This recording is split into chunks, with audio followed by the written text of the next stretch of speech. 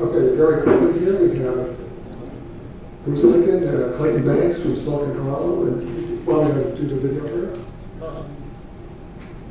Yeah. We'll do the video. That'll introduce us. Okay. And we'll talk a little bit about what we do and then. Well, a local group is making a push for Harlem to become the next Silicon Valley, and they've got some support from a diverse set of movers and shakers in the tech world. Our Tracy Strahan has more in this morning's Positively Black. News for New York presents Positively Black. Some of the major players in the tech industry have come to talk about urban innovation in one setting, Harlem. Bigwigs from Microsoft and Samsung have recently participated in tech talks headed by a group called Silicon Harlem. The goal here is to empower urban communities through the use of technology. Clayton Banks and Bruce Lincoln are the executive producers of Silicon Harlem. We're so glad you're here. Clayton, I'm going to start with you and the mission statement for all of this. This is a lofty thing, urban innovation to Harlem. So is this the next Silicon Valley we're talking about here? That's the idea, and thanks for having us, Tracy. No problem. Love your show. Silicon Harlem has one clear mission. We want to transform Harlem into a technology and innovation hub. And what that essentially means is you'll see incubators and co-working spaces and accelerators and investment capital all surrounding Harlem to bolster our startup community, to help our established businesses, and to move the community towards a tech and innovation economy, essentially. It's a lofty goal, but Bruce, a lot of your members come from sort of a tech background. Who are some of the people that are participating in the group now? Well, we work closely with Around the Way, which is Janine Hosef and Eric Hamilton, who developed an app that lets you identify minority-owned businesses based on your location. We also work closely with Emmeline Stewart of Stewart Films, which is a digital film production organization, as well as with the Harlem Film Company, which is a digital studio that's being built now and will be housed within My Image Studios, where we hold our Tech Talk events. Now let's roll some video of some of those tech talks, because you've had a lot of bigwigs, as I mentioned, come out and speak to people. What have some of the audiences gleaned from their information? It seems like you had some packed houses there. Well, one of the things that was recently shared by Microsoft is that 80% of the jobs by 2020 are going to require a technology background. Wow. So in order for our inner cities and urban markets to thrive, we have to start emphasizing things like STEM, science, technology, engineering, and math education. Getting our children prepared early in life so that they will be prepared for the careers of the future. And we're looking at already 1.2 million jobs out there that the youth are to be prepared for that are STEM related. And those jobs are right now very much going untapped because of our background. So we need a lot more work in the STEM area, and that's one of the things Silicon Harlem focuses on. Now, your name is Silicon Harlem, and a lot has been made about wiring Harlem, getting the Wi-Fi going, and trying to closing that technology gap that exists. How are you guys participating in any of that? And I imagine a lot of people have asked you about that too. Well, we have an initiative called Gigabit Harlem, and the idea being that we're going to work closely with Verizon, with Google, and the idea is to put in the next generation internet, which is similar to what Google Fiber has done in Kansas City. So we want to do that in Upper Manhattan. Wow. Make sure you not only have the next generation internet as far as the fiber, but also the very high-speed wireless, so that in essence you have ubiquitous access to the internet, especially with the young people. You know, Wi-Fi is like oxygen to them. Absolutely, they need it to breathe. We want to let everyone know. For more information on the group, you can go to the website siliconharlem.net. Thank you both so much for being here. Good luck to you. Thank you so much. This has been a public affairs presentation from NBC for New York. Positively Black. I'm so happy I'm wearing a different suit today. It would have been embarrassing to have the same suit on that you saw in the video. And we need to give a shout out to Jolie, who is a good partner and has been videotaping our events. So what I want to do is briefly talk about the 4 pillars on which we stand, and then that can turn into a discussion talking about sort of the next generation internet, the deployment of fiber, and then the kind of things that makes possible when you look at the creation of an innovation economy. And basically Silicon Harlem, which is now 1 year old, rests on 4 pillars. The first one is the gigabit infrastructure in Harlem to ensure that we eradicate the digital divide, and put in place the kind of infrastructure that can support the growth of the tech community. We have one of the fastest growing communities when it comes to the location of tech startups. So that infrastructure is very important. The result we would want to achieve is creating an innovation economy in Harlem. And then sort of the other two pillars revolve around STEM literacy. One, increasing STEM literacy among our high school students, as well as middle schoolers and hopefully ultimately younger students, but then the creation of STEM entrepreneurship opportunities. And sort of towards that, within this ecosystem we've set up, we've raised funding to create the first STEM incubators called the Apps Youth Leadership Academy. So what we're going to do is recruit 20 10th and 11th graders, teach them how to develop smartphone apps, but also build businesses around that and then seed fund those businesses. So that's in essence, in a nutshell, what Silicon Harlem represents. Earlier today, we were part of a panel at the Internet Week conference at the Metropolitan Pavilion, and there we talked about this idea along with Andrew Roger and Maya Wiley and Andrea Schlesinger from the Open Society Institute about this idea of creating gigabit innovation centers, so that what you can do is come into these centers and have the ability to build businesses, accelerate your apps development, and then let me hand it off to Clayton for a few comments. Yeah, just to build a little bit on what Bruce is saying, one of the things that we have found to be effective is we have, every month, we have a meetup taking place in the middle of Harlem at Mist on 116th Street. And that's the reason why I mentioned that. It's been very important for us to get the community galvanized around these ideas. Like many of you in this room, you've been working on broadband initiatives for probably many, many years. So have we. We've been at it since, over 20 years. And one of the things that became quite evident is it's nice to sit in a room with a bunch of smart people asking smart questions, writing great white papers, arguing with the government. It's great to do all that, but we have to get the people galvanized with us in order to make change. And that's what we're seeing happening uptown. Is when we hold our meetups, we found out this, on just any given night, we can have 300 to 400 people come out. And that told us we're not the only geeks uptown. There's people uptown that care about technology, that care about participation in this growing innovation economy, and they want to be a part of it. And that has made us energized, obviously, and it makes our argument to the government that much stronger. We've had a congressional sponsor in Charlie Rangel, who's come out and has been very supportive of our initiative. That's okay, that's what I had for lunch.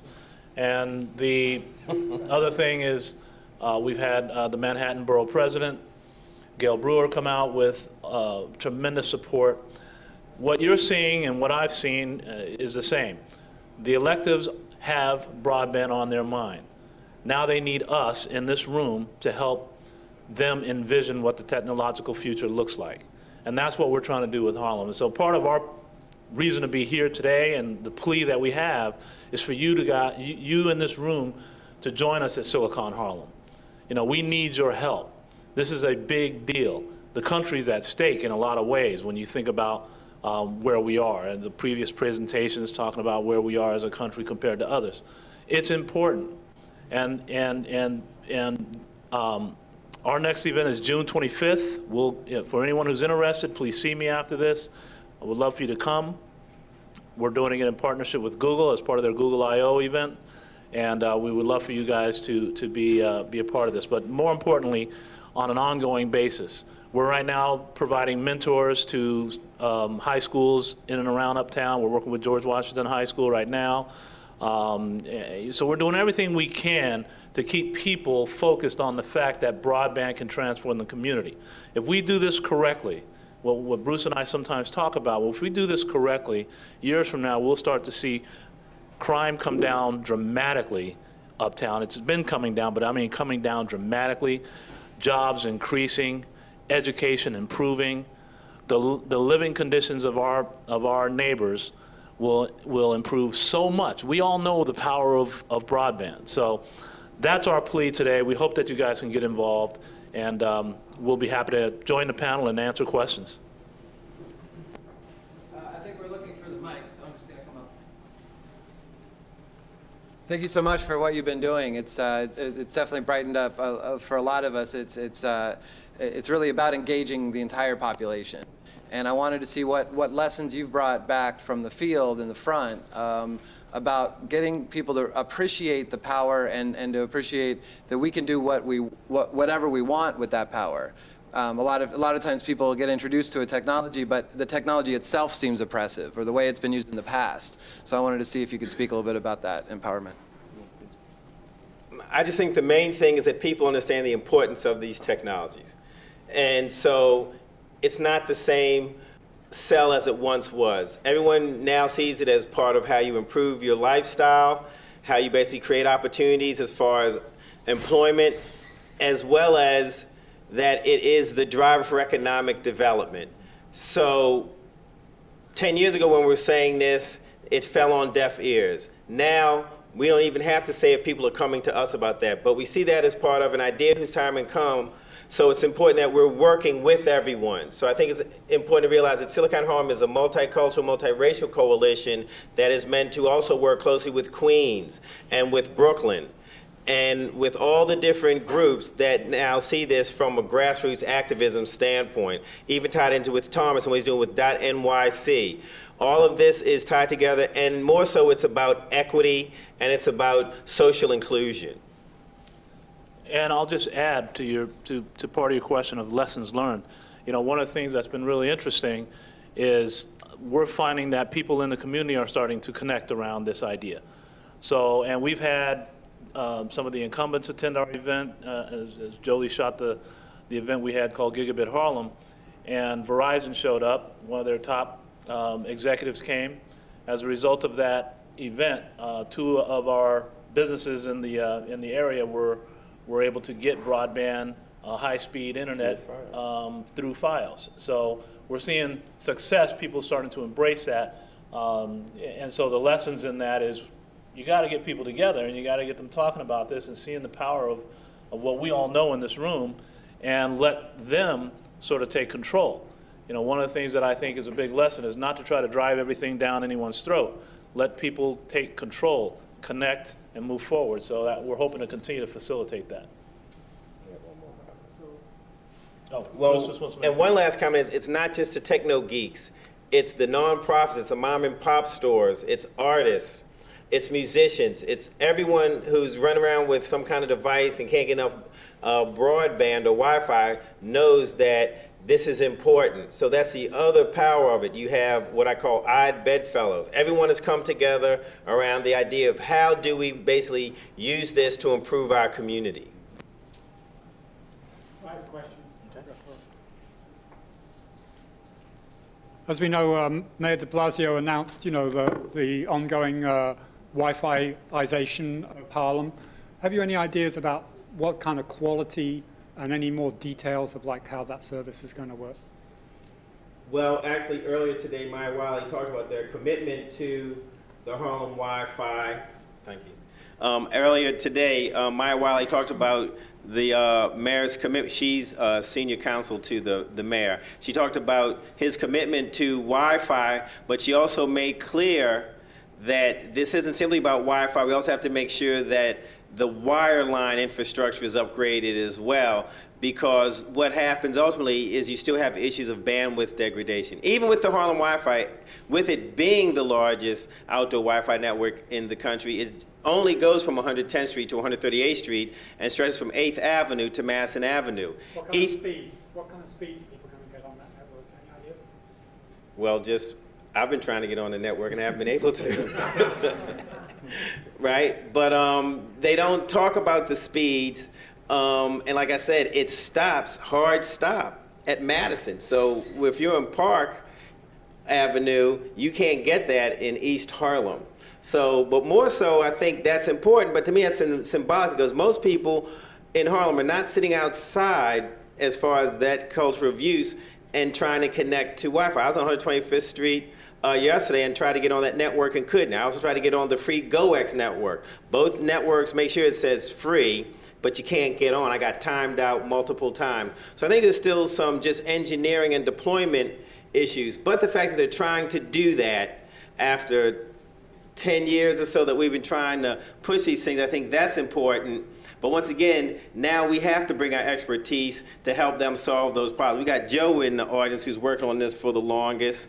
And we now have to go back with those arguments, back with that expertise, and help them figure this out. But it is in earnest. But I was at a school, the young lady's got great Wi-Fi at her school, but when she goes home to East Harlem, she has to use her phone. So we still have a long way to go, but we have made improvement. Great. Thank you very much. What I'd like to do is now,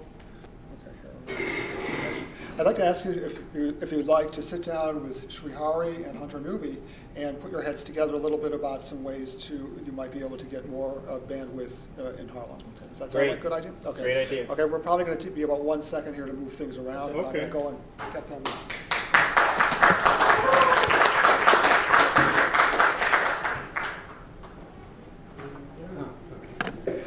We have a good combination of people here for a panel. We have Bruce and Clayton, who are working in an underserved community, trying to build a tech community there. And we have Srihari and Hunter, who are building out a new fiber infrastructure that allows greater freedom, lower cost, and better access. So, I think you mentioned earlier different kinds of subsidies and some types of supports that the incumbent providers have offered.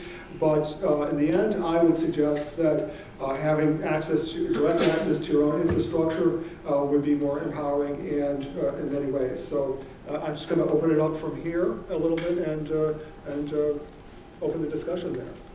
Okay. So, okay. Sure. You got a question you want to kick it off with? Yeah, okay, so the question is, how could, in a place like Harlem, one build a community-based fiber network that would be superior to what the Verizon, Time Warner, Comcast cabal would offer you?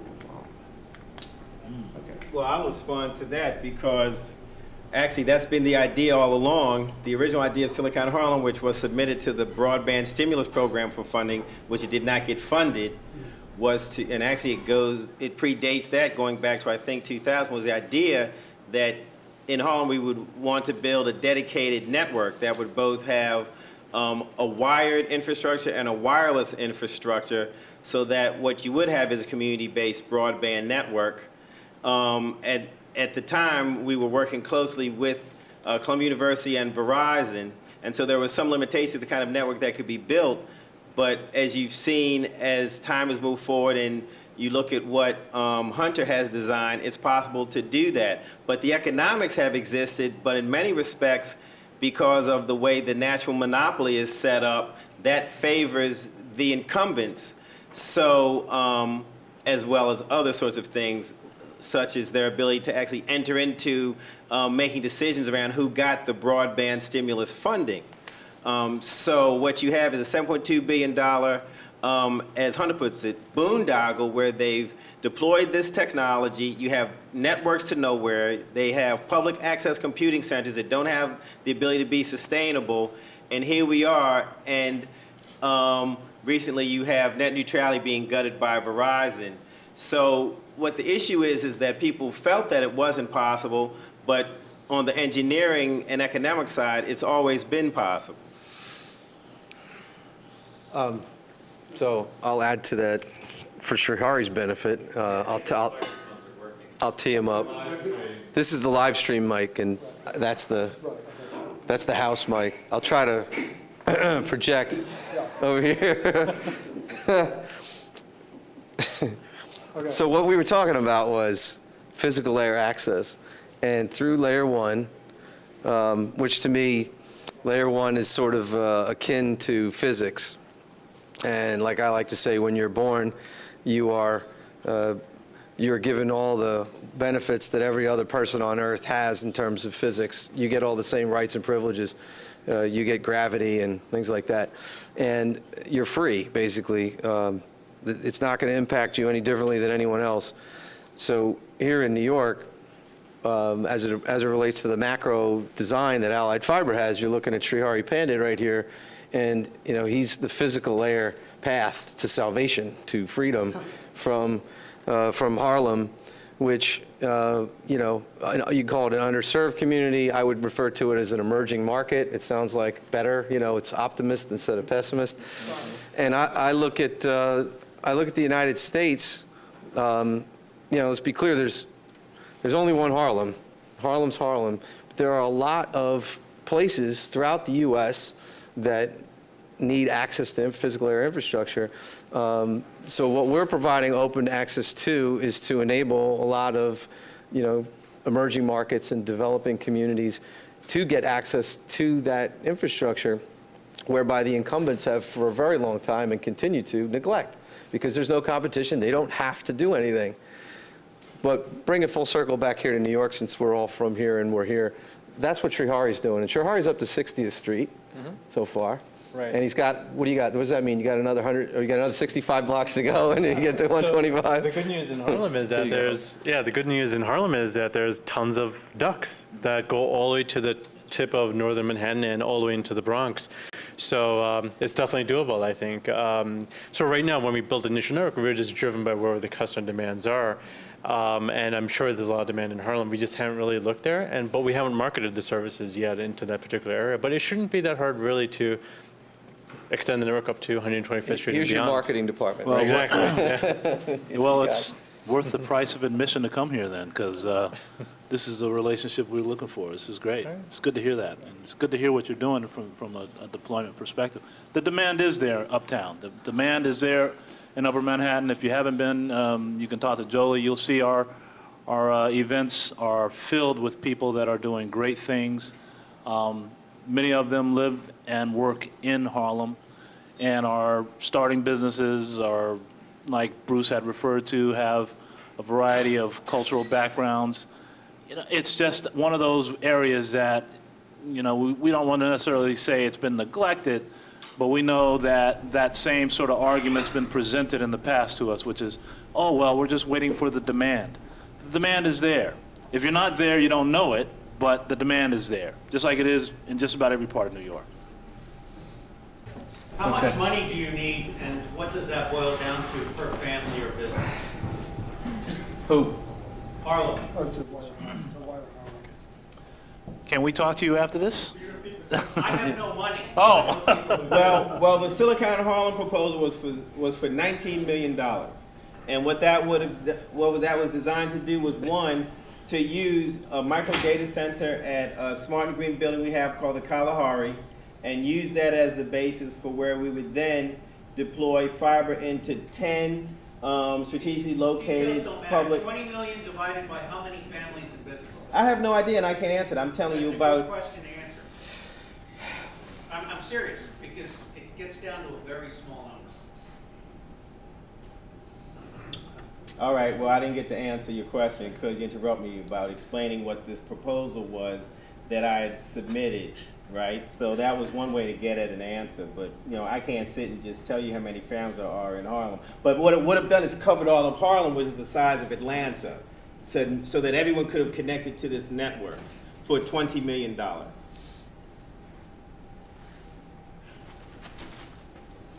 That's it, Dean. On that note, I think we are going to take a break now because it's been a long. Yeah, it's been a while.